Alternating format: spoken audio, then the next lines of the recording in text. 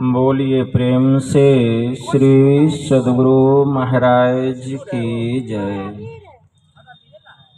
श्री सद्गुरु महाराज की जय। श्री सद्गुरु महाराज की जय। बोलिए प्रभु श्री रामचंद्र भगवान की जय। प्रभु श्री रामचंद्र भगवान की जय। प्रभु श्री रामचंद्र भगवान की जय।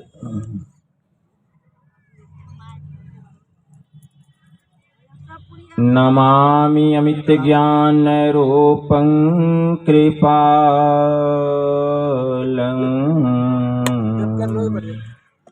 अगम बोधदाता सुबुद्धि निधि विशालम् क्षमाशीलयति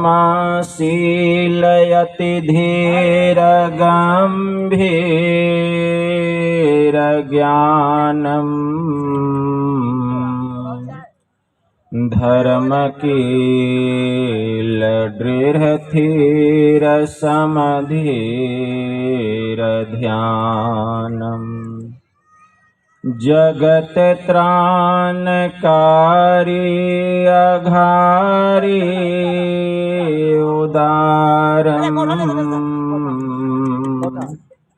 भगत प्राण रूपं दया गुण अपारम् नमो सतगुरुम ज्ञान दाता सुस्वामी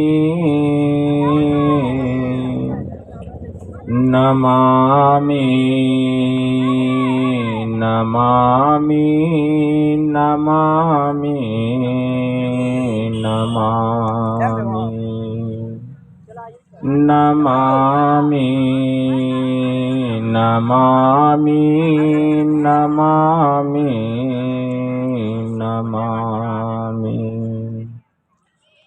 महाराज सद्गुरु है राजन को राजा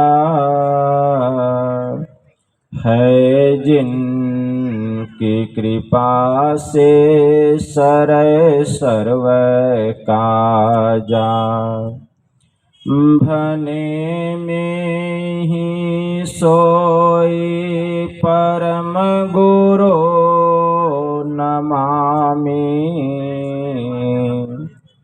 नमामि नमामि नमामि नमामि नमामि नमामि नमामि नमामि। श्री सद्गुरु महाराज की जय।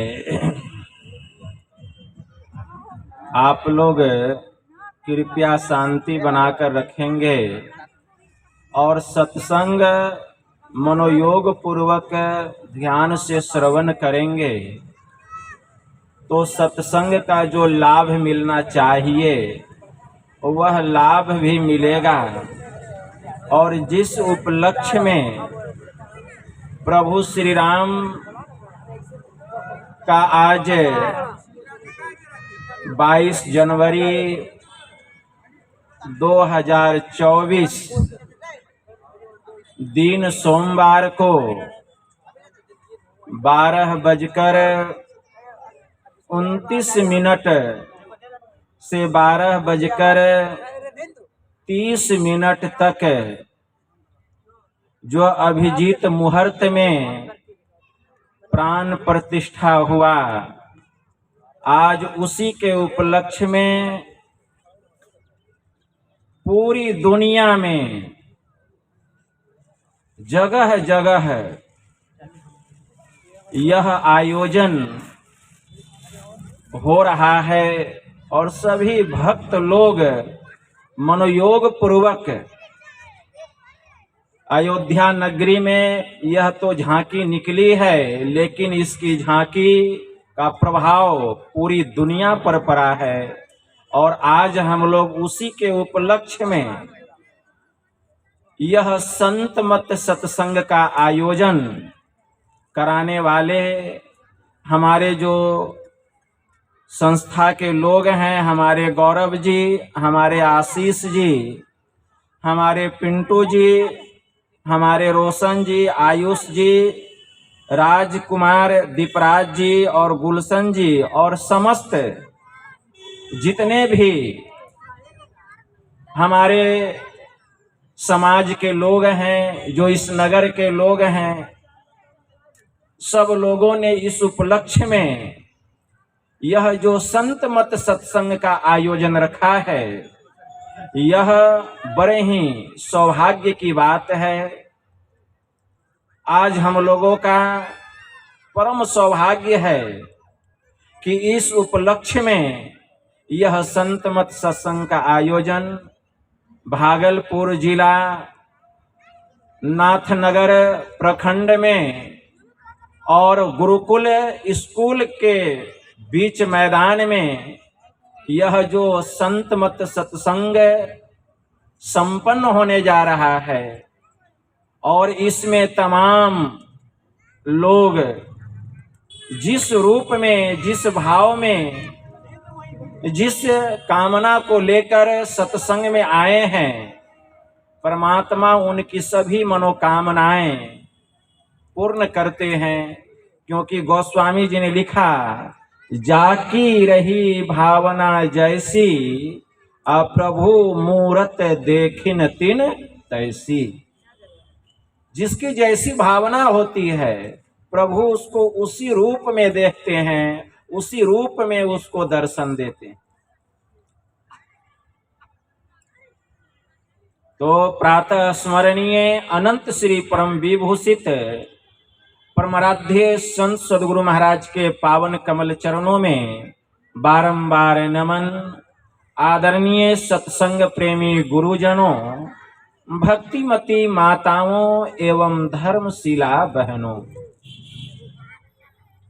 यह संत मत का सत्संग है जिसमें कि हम लोग अपनी अपनी उपस्थिति दर्ज कर रहे हैं। और यह जो सत्संग है, प्रभु का निज अंग बतलाया गया। गोस्वामी तुलसीदास जी महाराज ने लिखा, देहि सत्संग निज अंग भव भंग, कारण शरण शोकहारी। कि हे प्रभु, अगर आप मुझे कुछ जीवन में देना चाहते हैं तो मुझे सत्संग दीजिए, क्योंकि यह आपका निज अंग है, यह सत्संग। और किसी भी चीज को परमात्मा का निज अंग नहीं बतलाया गया, लेकिन यह जो सत्संग है, यह प्रभु का निज अंग बतलाया गया।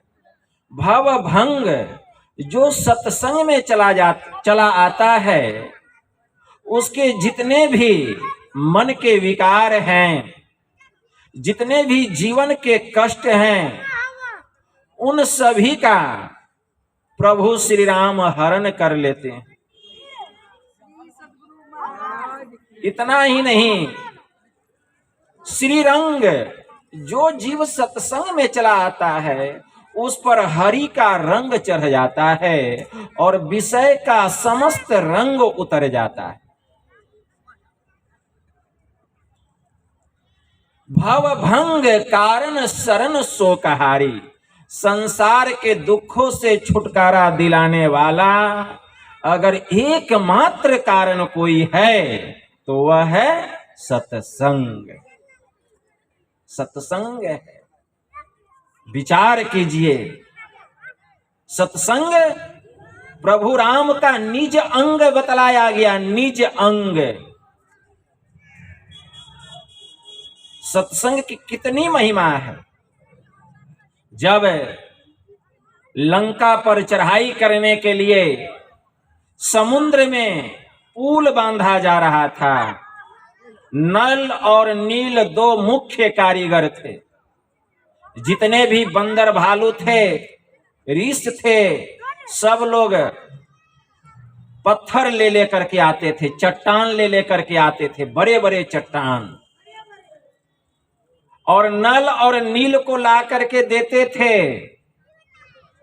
और नल और नील उस पत्थर पर प्रभु का नाम लिखते थे, श्री राम। और उस पत्थर को जब समुंदर में डालते थे तो वह पत्थर समुंदर में डूबता नहीं था, वह पत्थर तैरने लगता था,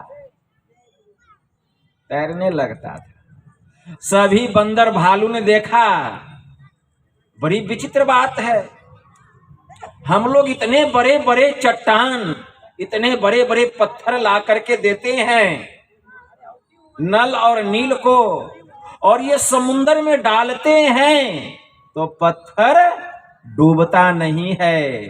बड़े आश्चर्य की बात है।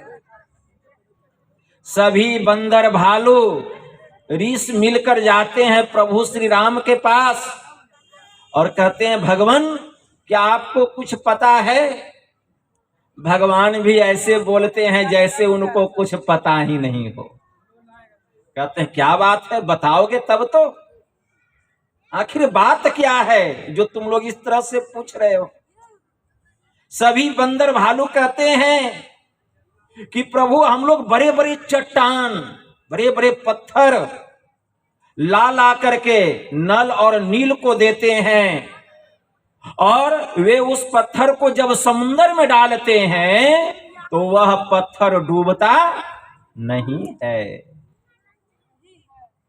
तो भगवान श्री राम भी ऐसे पूछते हैं जैसे उनको कुछ पता ही नहीं हो। कहें, क्या ऐसी बात है? कहा कि हाँ प्रभु, आपको अगर विश्वास नहीं हो रहा है तो आप स्वयं चल करके देख लीजिए।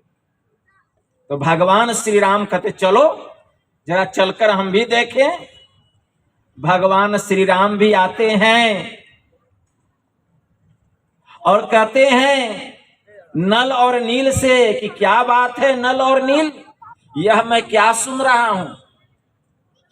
बंदर भालू इतने बड़े बड़े चट्टान ला करके देते हैं तुम दोनों को, पत्थर देते हैं, और तुम लोग उसको समुंदर में डालते हो तो वह डूबता नहीं है, यह तैरने लगता है। बात क्या है? जरा मैं भी एक पत्थर डाल करके देखता हूं। यह सुनकर नल और नील कहते हैं कि प्रभु अवश्य डाल करके देखिए। भगवान श्री राम पत्थर का एक छोटा सा टुकड़ा लेते हैं और वह टुकड़ा लेकर के समुंदर में डालते हैं, और वह छोटा सा पत्थर का टुकड़ा गरगराता हुआ समुंदर में जैसे गिरता है, गरगराता हुआ समुंदर के पेंदी में जाकर के बैठ जाता है। तो नल और नील को प्रभु श्री राम कहते हैं, अरे नल नील, तुमने तो कहा कि पत्थर डूबता नहीं है, मैंने एक छोटा सा पत्थर का टुकड़ा डाला, लेकिन यह तो समुंदर के नीचे पेंदे में चला गया। आखिर बात क्या है? नल और नील कहते हैं, प्रभु ये सब आपके नाम की महिमा है, ये सब आपके नाम की महिमा है।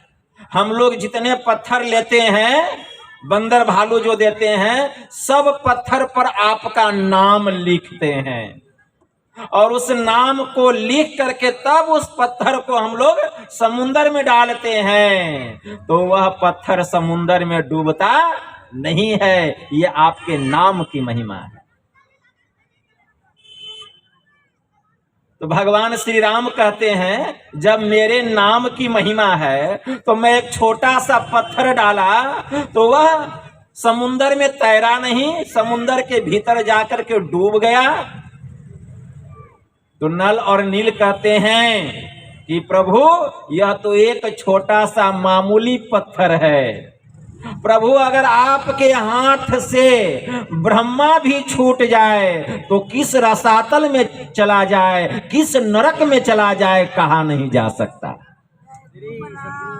ये तो एक छोटा सा पत्थर है, अगर आपके हाथ से ब्रह्मा छूट जाए तो वह कौन रसातल में चला जाए, कहा नहीं जा सकता। आप प्रभु ये तो छोटा सा पत्थर है। तो प्रभु के नाम की महिमा है, विचार कीजिए। यह सत्संग परमात्मा का निज अंग बतलाया गया।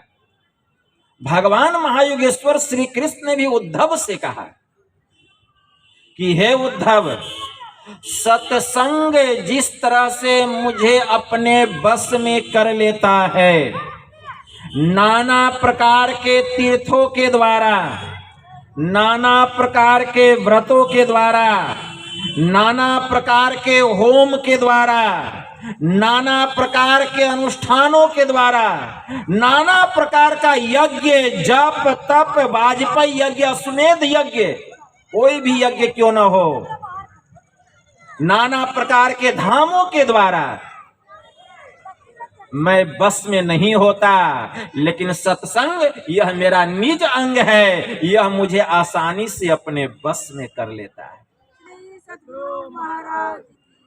विचार कीजिए।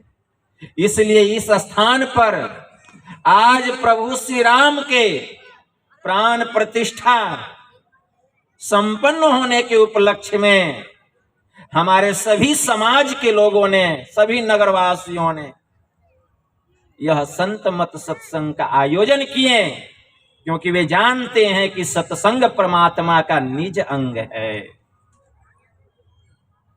भगवान श्री राम ने सनकादिक ऋषियों से भी कहा था, रामचरितमानस में पढ़िए।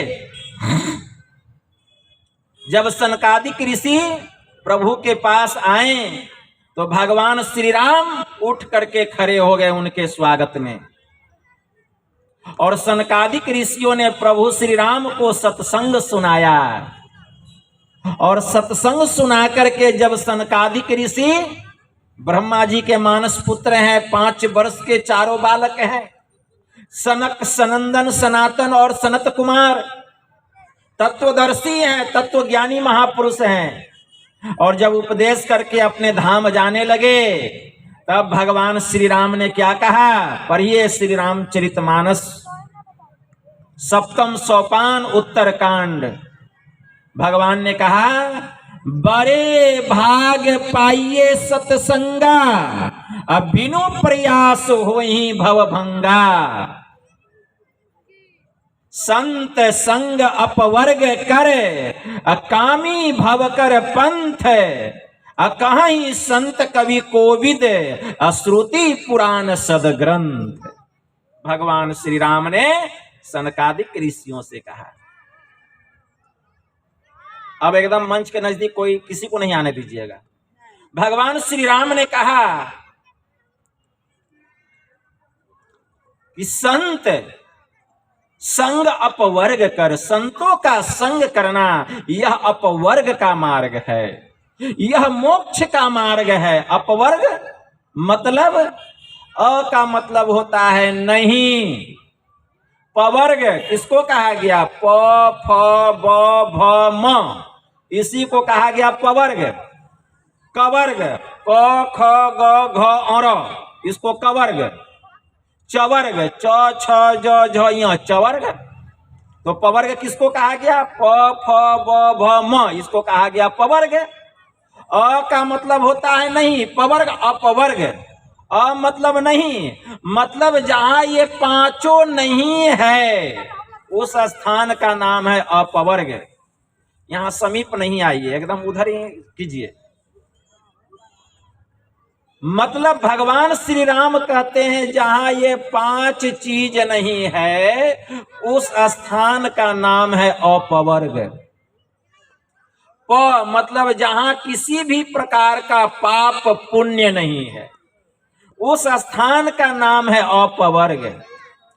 मतलब जहां किसी प्रकार की फलाशा नहीं है, किसी प्रकार की इच्छा नहीं है, किसी प्रकार की चाहना नहीं है, उस स्थान का नाम है अपवर्ग।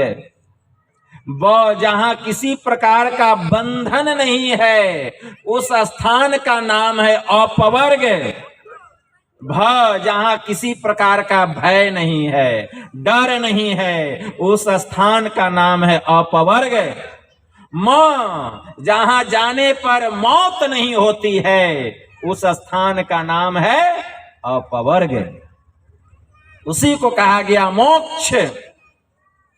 यह कैसे प्राप्त होगा? तो प्रभु श्री राम कह रहे हैं, संत संग अपवर्ग कर। संतों का संग करना यही अपवर्ग का मार्ग है, यही मोक्ष का मार्ग है। अकामी भवकर पंथ, अकामी पुरुषों का संग करना, संसारी पुरुषों का संग करना, यही संसार का मार्ग है। कहीं संत कवि कोविद श्रुति पुराण सदग्रंथ, ऐसा सभी संत कवि पंडित वेद पुराण उपनिषद सब ऐसा कहता है। शास्त्र प्रमाण, शास्त्र प्रमाण है। इसीलिए संतों की संगति करनी चाहिए, संगति करनी चाहिए। जो जीव सत्संग में चला आता है वह सीधा डायरेक्ट प्रभु श्री राम के गोद में आकर के बैठ जाता है। कोई परिश्रम करने की जरूरत नहीं है, सीधा प्रभु के गोद में आकर के बैठ जाता है। यह सत्संग ऐसा है। सत्संग साधारण नहीं है, क्योंकि जिस प्रकार का हम संग करेंगे उसी प्रकार का हमारे मन के ऊपर में रंग चढ़ेगा। आप शराब नहीं पीते हैं, शराबी का संग कर लीजिए, लोग आपको शराबी कहेंगे। आप जुआ नहीं खेलते हैं, जुआरी का संग कर लीजिए, लोग आपको जुआरी कहेंगे। आप चोरी नहीं करते हैं, चोर का संग कर लीजिए, लोग आपको चोर कहेंगे। मतलब क्या हुआ? जैसे का हम संग करेंगे उसी प्रकार का रंग हमारे ऊपर में चढ़ेगा। और तो और, आप जुआ नहीं खेलते हैं, जुआरी के संग में बैठ जाइए, मन में होगा कि एक मौका हम भी ले लेते हैं, एक चांस। शराब नहीं पीते हैं, शराबी का संग कीजिए, मन में होगा जरा हम भी एक पैक चढ़ा लेते हैं, तो संग करने का रंग तो लगेगा। इसीलिए संत दीनदयाल जी महाराज की वाणी में आया, जैसा संग वैसा रंग, ज्ञान बढ़े गुणवान के संगति, अध्यान बढ़े तपसी संग किन्हे, मोह बढ़े परिवार के संगति, लोभ बढ़े धन में चित दिन्हे, क्रोध बढ़े नर मूढ़ के संगति, काम बढ़े त्रिया संग किन्हे, ज्ञान विचार विवेक बढ़े, कभी दिन सुसज्जन संगति किन्हे। ज्ञान घटे नर मूढ़ के संगति, ध्यान घटे चित विषय भरमाही, तेज घटे पर नारी के संगति, बुद्धि घटे बहु भोजन खाए, प्रेम घटे नित ही कुछ मांगत, मान घटे नित पर घर जाए, कह दयाल सुन रे मन मूरख, अरे पाप घटे हरि के गुण गाए। इसीलिए जैसे का हम संग करेंगे उसी प्रकार का रंग हमारे मन के ऊपर में चढ़ेगा। इसीलिए संतों की संगति करनी चाहिए। संतों की संगति करने से क्या होता है? गोस्वामी जी ने कितना सुंदर लिखा है मानस में, सरदा तप निशि शशि अपहरई, असंत दरस जिमि पातक तरई। जैसे शरद ऋतु के ताप को रात्रि में चंद्रमा हरण कर लेता है। शरद ऋतु के ताप को जिस तरह से रात्रि में चंद्रमा हरण कर लेता है, वैसे ही अगर हम संतों की संगति करेंगे तो संत हमारे पापों का हरण कर लेंगे। वे हमारे पापों का हरण कर लेंगे। इसलिए संतों की संगति करनी चाहिए। संत की संगति। अभी हम लोग पाठ सुन रहे थे, भगवान श्री राम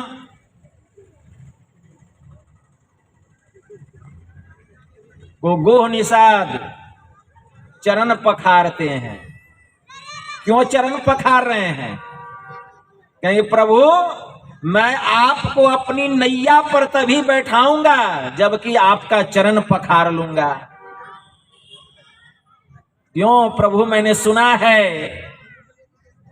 आपके चरण की धूली में इतनी शक्ति है कि यह पत्थर को भी नारी बना देती है।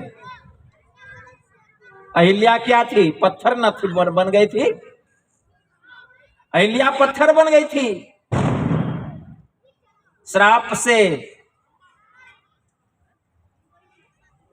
प्रभु आपके चरणों की धूली में इतनी शक्ति है कि यह पत्थर को भी नारी बना देती है। प्रभु कहीं यह मेरी नाव, कहीं यह नारी बन गई तब मेरा जीवन यापन कैसे गुजरेगा? कहीं आपका चरण का स्पर्श हुआ, आपकी धूली नाव में सटी और कहीं नाव नारी बन जाए तो फिर मेरा जीवन यापन कैसे चलेगा? इसलिए प्रभु पहले आपका चरण में धो लेता हूं। और धो करके गोह निषाद ने क्या किया? उस चरणामृत को पान किया और अपने सभी परिवार जनों को पान कराया। सभी परिवार जनों को पान कराया। और तब प्रभु श्री राम को वे नैया पर बैठाते हैं। प्रभु श्री राम नदी को पार करके कहां आते हैं? प्रयागराज, जहां भारद्वाज मुनि की कुटिया थी, वहीं पर आते हैं। वहां रात्रि विश्राम करते हैं। रात्रि विश्राम करके प्रभु श्री राम फिर वहां से जमुना नदी को पार करके कहां जाते हैं? वाल्मीकि मुनि की कुटिया में। वाल्मीकि मुनि, महर्षि वाल्मीकि मुनि की कुटिया में प्रभु पधार चुके हैं। और आकर के क्या कह रहे हैं? आकर के कहते हैं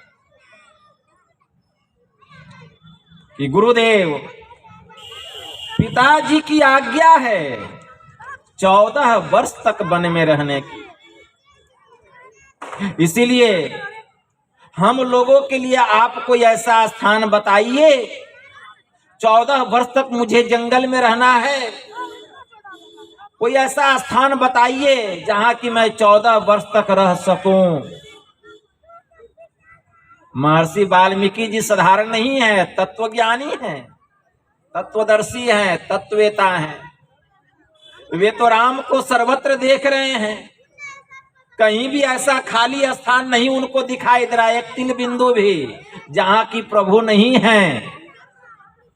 वे केवल उस शरीर के भीतर ही राम को नहीं बल्कि सृष्टि के कण कण में देख रहे हैं। और कहते हैं पूछे हूं मोही की रहूं कहां, अब मैं पूछत सकुचाऊं, जह न तुम हो ही कहूं, अब मोही बताऊं ठाऊं। हे प्रभु आप मुझसे पूछ रहे हैं कि मैं कहां रहूं, अब मैं आपसे पूछने में लजाता हूं, सकुचाता हूं। प्रभु ऐसा कहीं स्थान है जहां की आप नहीं हैं? अगर ऐसा कोई स्थान है जहां आप नहीं हैं तो आप मुझे बतलाइए, फिर मैं आपको कहूंगा कि आप वहां जाकर रहिए। जब भक्त के फेरे में भगवान पड़ जाते हैं ना, तब उनको भी चुप हो जाना पड़ता है। महर्षि वाल्मीकि तत्वदर्शी हैं, तत्व को जानने वाले ब्रह्मवेता महापुरुष। भगवान श्री राम चुप हो गए। संत हैं, असंत भगवंत अंतर निरंतर नहीं, कछु कीमपी मति विमल कह दास तुलसी। गोस्वामी जी ने कहा कि संत में और भगवंत में कोई अंतर नहीं है, यह मैं अपनी निर्मल बुद्धि से कहता हूं। हमारे परमाराध्य महर्षि में ही परमहंस जी महाराज ने कहा, सच्चे संत का दर्शन और परमात्मा का दर्शन सम है, बराबर है। ऐसा विश्वास जिनके हृदय में है वे तेज भाग्य वाले। वहीं पर महर्षि वाल्मीकि जी प्रभु श्री राम से कह रहे हैं, क्या कह रहे हैं? राम स्वरूप तुम्हार वचन अगोचर बुद्धि पर, अविगत अकथ अपार, नेति नेति नित निगम कह। महर्षि वाल्मीकि जी कहते हैं कि हे राम, तुम्हारा जो स्वरूप है वचन से अकथनीय है। वचन के द्वारा कह करके उसका वर्णन नहीं किया जा सकता, नहीं तो वह वाणी का विषय हो जाएगा। तुम्हारा जो स्वरूप है इंद्रियों के ज्ञान से रहित है, वचन अगोचर बुद्धि पर, बुद्धि भी उसका निर्णय नहीं कर सकती। अविगत अलख अपार, हे राम तुम तो अविगत हो, मतलब सर्वव्यापक हो, सब जगह हो। अलख, तुम इस आंख से ग्रहण होने योग्य नहीं हो। इस आंख से तो हम प्रभु श्री राम के शरीर को देख रहे हैं, लेकिन उस शरीर के भीतर में जो सर्वव्यापक राम है उसको इस आंख से नहीं देखा जा सकता। और वही सर्वव्यापक राम सृष्टि के कण कण में समाया हुआ है, वही सर्वव्यापक राम। उसको तो कोई तत्वदर्शी संत महापुरुष देखते हैं, सबके पास वह चक्षु नहीं है कि उस सर्वव्यापक राम का दीदार कर सकें, साक्षात्कार कर सकें। वह चक्षु नहीं है। वेद में मंत्र आया है, वेद भगवान उपदेश करते हैं, ओम स योजत उरु गायस्य जुटिम वृथा क्रीडंतम मीमीते न गावः परिन संक्रीनुते तिग्म श्रृंगो दीवा हरिदृशे नक्तिमृज। इस मंत्र के द्वारा वेद भगवान उपदेश करते हैं कि हे मनुष्यों, हाथ पैर मुंह गुदालिंग रसना आंखें नाक कान, यहां तक कि अंतःकरण की जो इंद्रियां हैं मन बुद्धि आदि के द्वारा उस तत्व का दर्शन करना, उस ब्रह्म का दर्शन करना, उस राम का दर्शन करना झूठ ही एक खेल करना है, क्योंकि वह इंद्रियों के द्वारा नहीं जाना जा सकता। वह तो इंद्रियातीत है, मतलब इंद्रियों के ज्ञान से रहित है। लेकिन पूर्व मंत्रोक्त परमहंस योगी, जिसकी ज्योति शरीर के बाहर और भीतर चंद्र सूर्य आदि अनेकों लोक लोकांतरों में तेज और नाना प्रकार की ज्योतियां प्रकट करती है, और उस सोम को जो भी स्पष्ट प्रकाश से युक्त होकर दिन रात प्रकाशित होता है वही उसको प्राप्त करता है। मतलब जिस महापुरुष के भीतर में ब्रह्म ज्योति और ब्रह्मनाद रूपी अमृत की वर्षा हो रही है, जीवन काल में जिसकी सूरत सभी आवरणों को पार करके सार शब्द में लीन हो गई है, वही महापुरुष उस ब्रह्म का दीदार कर सकता है, उसका साक्षात्कार कर सकता है, क्योंकि वह सभी इंद्रियों के ज्ञान से रहित हो चुका है। जड़ से चेतन की गांठ अलग हो गई है। जब तक जड़ से चेतन की गांठ अलग नहीं होगी, ना अपना ज्ञान होगा और ना ऐसे प्रभु श्री राम की पहचान होगी। जड़ चेतन ही ग्रंथि परी गई, यद्यपि मृषा छूटत कठिनाई। जीव के ऊपर में जड़ और चेतन की गांठ पड़ गई है। यह गांठ नहीं खुलने के कारण हम दुख में पड़े हुए हैं। प्रभु का दीदार नहीं हो रहा है, साक्षात्कार नहीं हो रहा है, अपना भी ज्ञान नहीं हो रहा है। इस गांठ को खोलना होगा। कैसे? स्वामी ब्रह्मानंद जी महाराज की वाणी में आया, जिमी दूध के मथन से निकसत है घीव जतन से, अतिमी ध्यान के लगन से अपार ब्रह्म ले निहारा। जैसे दूध को मथानी से मथते हैं तो घी बाहर हो जाता है, मट्ठा अलग हो जाता है। उसी प्रकार ध्यान करते करते किसी सुयोग्य संत सद्गुरु से जब हम भक्ति की जुक्ति मतलब भजन भेद लेते हैं, और भजन भेद लेकर के जब हम ध्यानाभ्यास करते हैं, और ध्यानाभ्यास करते करते जब यह सूरत, यह जीवात्मा जीवन काल में सारे आवरणों को पार करके जब प्रभु के सार शब्द में, सतनाम में, राम नाम में जाकर के लीन हो जाती है, तो वही राम नाम, वही सतनाम, वही ब्रह्मनाद इस सूरत को, इस आत्मा को उस परमात्मा रूपी राम से मिला देता है, उसकी ज्ञान करा देता है, उसकी पहचान करा देता है। ऐसे साक्षात्कार नहीं होता। महर्षि वाल्मीकि जी कह रहे हैं,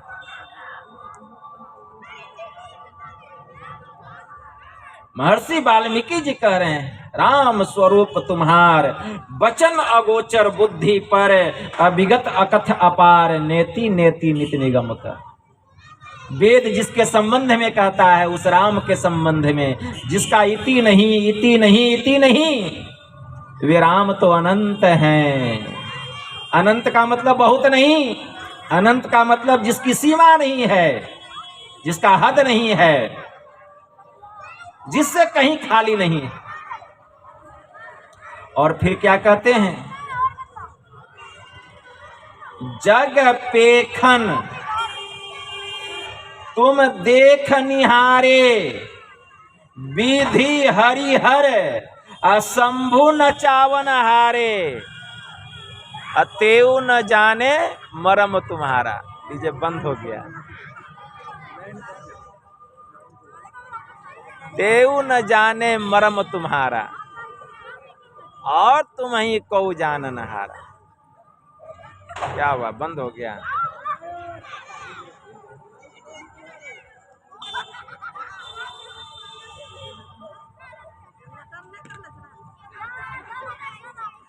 नहीं है, जनरेटर नहीं है क्या?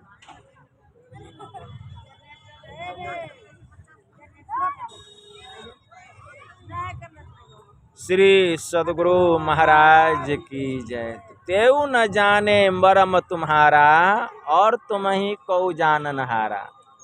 सोई जान ही जही देहु जनाई, अजानत तुम ही होई जाए। महर्षि वाल्मीकि जी कहते हैं कि हे राम, जग पेखन, यह संसार क्या है? दृश्य है, और तुम देखने वाले हो। यह संसार तमाशा है, और इस तमाशा को तुम देखने वाले।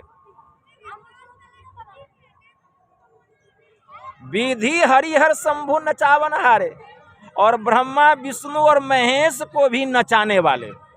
बताइए वे राम कैसे हैं? विधि का मतलब क्या होता है? ब्रह्मा, हरि भगवान विष्णु, महेश भगवान शिव, इन तीनों को तुम नचाने वाले हो।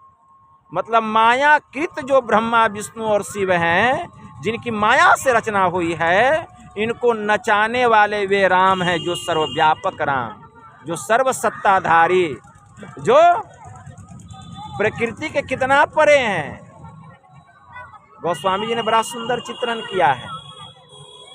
अगुण अदर्भ गिरा गोतीता, सब दर्शी अनवध्य अजीता। इतना ही नहीं, प्रकृति पार प्रभु सब उर्वासी, ब्रह्म निरीह बिरज अविनाशी, यहाँ मोह कर कारण नाही, रवि सन्मुख तम कबहु न जाए। तो तुम ऐसे मायाकृत जो ब्रह्मा विष्णु शिव है उसको नचाने वाले हो, और यह संसार दृश्य है, तमाशा है, इसको तुम देखने वाले। तेऊ न जाने मरम तुम्हारा, त्रिदेव भी तुम्हारे भेद को नहीं जान सके, रहस्य को नहीं जान सके, तो तुमको और दूसरा कौन जान सकता है? तो गोस्वामी जी कहें जान सकता है। महर्षि वाल्मीकि जी कहे कौन जान सकता है? सोई जान ही जेहि देहु जनाई, जिस पर आपकी कृपा हो जाए, जिसको आप जना दें, वही भक्त भक्ति करके, ऐसे जो संत होते हैं वे आपको जान लेते हैं, और जानत तुम ही हो जाई। और हे प्रभु, जो आपको जान लेते हैं वे आपके ही समान हो जाते हैं, ऐसे वे राम हैं। अब विचार कीजिए, वे ऐसे राम है। हमारे परमाराध्य ने कहा जो परम तत्व, कैसी व्याख्या की है परमात्मा की, पढ़िए पदावली, ऐसी व्याख्या हमको कहीं देखने में नहीं मिलता है। हम पढ़ते हैं लेकिन समझते नहीं है। जो परम तत्व, आदि अंतरहित, असीम, अजन्मा, अगोचर, सर्वव्यापक और सर्वव्यापकता के भी परे हैं, उसे ही सर्वेश्वर सर्वाधार मानना चाहिए। अपराजर पराचेतन, दोनों प्रकृतियों के पार में, अगुण और सगुण पर, अनादि अनंत स्वरूपी, अपरंपार, शक्ति युक्त, देश कालातीत, शब्दातीत, नाम रूपातीत, अद्वितीय, मन बुद्धि और इंद्रियों के परे, जिस परम सत्ता पर यह सारा प्रकृति मंडल एक महान यंत्र की नाई परिचालित होता रहता है, जो न व्यक्ति है, जो न व्यक्ति है और न व्यक्तित्व है, जो सभी प्रकार के माया से रहित है, जो सभी प्रकार के माया से रहित है, जो न व्यक्ति है न व्यक्तित्व है, जो सभी प्रकार के माया से रहित है, ऐसे जो राम है, ऐसे जो परमात्मा है।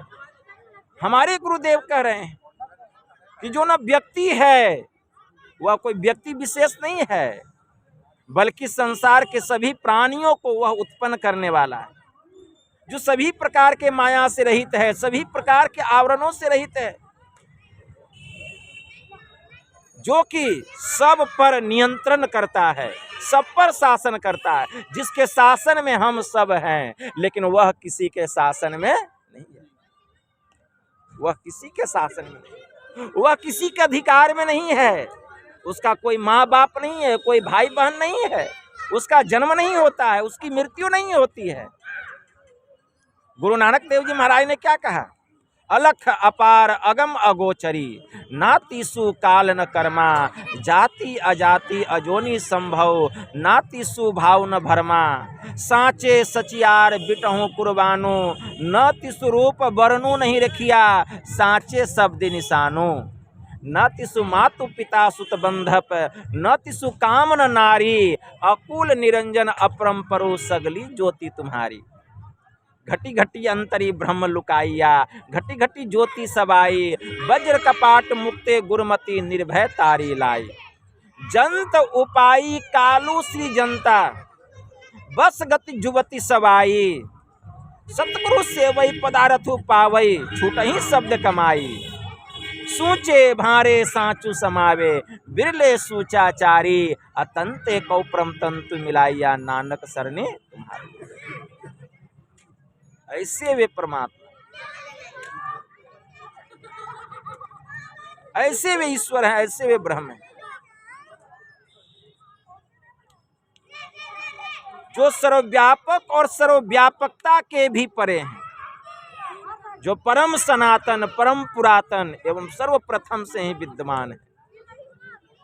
वे परम सनातन, परम पुरातन, सर्वप्रथम से विद्यमान। जब यह दुनिया नहीं थी तब वे थे, जब यह दुनिया है तब वे हैं, जब यह दुनिया नहीं रहेगी तब भी वे राम रहेंगे, तब भी वे राम रहेंगे। संत मत में उसे ही परम अध्यात्म पद व परम अध्यात्म स्वरूपी परम प्रभु सर्वेश्वर कुल मालिक मानते। हमारे परमाराध्य ने ऐसे वे परमात्मा है, ऐसे वे राम है। वे कहाँ नहीं है? पूरब में नहीं है कि पश्चिम में नहीं है, उत्तर में नहीं है कि दक्षिण में नहीं है। हिंदू भाई पूरब के तरफ मुंह करके पूजा करते हैं, भगवान पूरब में है। अब मुसलमान भाई पश्चिम में, भगवान पश्चिम में है। उत्तर और दक्षिण दोनों खाली रह गया। मतलब उत्तर दक्षिण में भगवान नहीं है ना, तब न खाली रह गया। उत्तर दक्षिण और लोग सोते भी नहीं है मुंह पैर करके। संत पलटू साहब ने कहा, पूरब में राम है, पश्चिम में है खुदाए, उत्तर और दक्षिण में कहो कौन रहता। अरे वह साहब कहाँ है और कहाँ नहीं है। हिंदू और तुरक दोनों तूफान करता। हिंदू और तुरक दो मिल पड़े हैं खेची में, अपनी वर्ग दो दिन कहता। दास पलटू कहे वह साहब सब में रहे, अरे जुदा न तनिक मैं सांच कहता। वह राम ऐसे हैं, वे परमात्मा ऐसे, उनको राम कहिए, रहीम कहिए, करीम कहिए, कृष्ण कहिए, खुदा कहिए, गॉड कहिए, अल्लाह कहिए, जेहवा कहिए और मस्जिद कहिए, जो भी कहिए। नाम अनेक हैं लेकिन अनेक में वह तत्व एक है। तत्व रूप में एक है। जैसे पानी को कोई जल कहते हैं, कोई वाटर कहते हैं, कोई आब कहते हैं, लेकिन है तो पानी। तत्व रूप में तो वह पानी ही है। इसीलिए नाम बहुत हैं लेकिन वह परमात्मा एक है। वही राम है, वही कृष्ण है, वही अल्लाह है, वही गॉड है, वही अहुर मस्जिद है, वही जेवा है। ठीक है ना? ऐसे वे राम है, लेकिन हम उनको जाति में बांध दिए, हम उनको किसी मूर्ति में बांध दिए, हम उस राम को किसी व्यक्ति विशेष में बांध दिए हैं। कोई उनको ऐतिहासिक कहते हैं, कोई कहते हैं महाराज दशरथ के पुत्र हैं, कौशल्या के पुत्र हैं। अरे जब महाराज दशरथ नहीं थे तो राम नहीं थे? उसमें राम थे कि नहीं थे? त्रेता युग के पहले था सतयुग, उसमें राम नहीं थे? संत कबीर साहब राम नाम की माला जप रहे थे, कुछ तार्किक लोग आए और क्या कहते हैं, बाबा आप किसके नाम की माला जप रहे हैं? तो कहते हैं मैं एक राम के नाम की माला जप रहा हूँ। तो तर्क वितर्क करने वाले लोगों ने क्या कहा, बाबा आप कौन राम के नाम की माला जप रहे, जरा हमको भी बताइए। तो बाबा कहते क्या और भी राम हैं? कहते तब एक राम दशरथ घर बोले, एक राम घट घट डोले, एक राम का सकल जग पसारा, एक राम जो सबसे न्यारा। इन सब राम में से आप कौन राम के नाम की माला जप रहे हैं, हमको बताइए। संत कबीर साहब संत थे, उन्होंने कहा कि अवश्य बताता हूँ, लेकिन इसके पहले तुम भी मेरे एक सवाल का जवाब दो। तो तार्किक लोग कहते हैं बाबा कहिए क्या सवाल है। तो संत कबीर साहब कहते हैं कि एक पिता तेरी दादी का छोरा, एक पिता तेरी बुआ का भाई, एक पिता पति तेरी माँ का, एक पिता तेरी नानी का जमाई। बताओ तेरे कितने बाप हैं मेरे भाई? अब सबकी बुद्धि जो है हेरा गई, सब सोचने लगे और सोच के क्या कहते हैं, बाबा जो पिता मेरी दादी का छोरा वही पिता मेरी बुआ का भाई, और जो पिता मेरी बुआ का भाई वही पिता पति मेरी माँ का, और जो पिता पति मेरी माँ का वही पिता मेरी नानी का जमाई। तो बाप तो एक ही न हुआ। तो संत कबीर साहब कहते तुम्हारा सवाल का जवाब मिल गया। अरे जो राम दशरथ घर बोले वही राम घट घट डोले, और जो राम घट घट डोले उसी राम का सकल जग पसारा, और जो राम का सकल जग पसारा वही राम सबसे न्यारा। मतलब उसने संसार बना दिया लेकिन इस संसार के माया में वह नहीं फंसा, मतलब माया से निर्लेप हो गया। माया से वह रहित हो गया तो वह न्यारा हो गया, माया में नहीं। ऐसे वे राम है, कहाँ तक उसके बारे में कहें। यही थोड़ा सा आप लोगों को आज विशेष आयोजन था। आज प्राण प्रतिष्ठा के दिन प्रभु श्री राम का प्राण प्रतिष्ठा हमारे भारतवर्ष में एक स्थान है जिसका नाम है अयोध्या नगरी। वहाँ प्रभु श्री राम का आज प्राण प्रतिष्ठा हुआ। 12:29 से 30 मिनट तक, मतलब 84 सेकंड का यह मुहूर्त था और अभिजीत मुहूर्त में हुआ। और आज बड़ी ही खुशी का दिन है, हम लोगों का परम सौभाग्य है कि आज प्रभु श्री राम का प्राण प्रतिष्ठित किया गया उस पाषाण में, ठीक है ना, वेद मंत्र के द्वारा, उपनिषद मंत्र के द्वारा। आज इसी उपलक्ष्य में आज इस नाथनगर गुरुकुल में हमारे यहाँ के समाज के लोगों ने यह संत मत सत्संग का आयोजन किया। मैं सबको गुरु महाराज की तरफ से आशीर्वाद देता हूँ और सबको धन्यवाद देता हूँ। यही थोड़ा सा कहकर मैं अपनी वाणी को विराम देता हूँ। बोलिए प्रेम से श्री सद्गुरु महाराज की जय।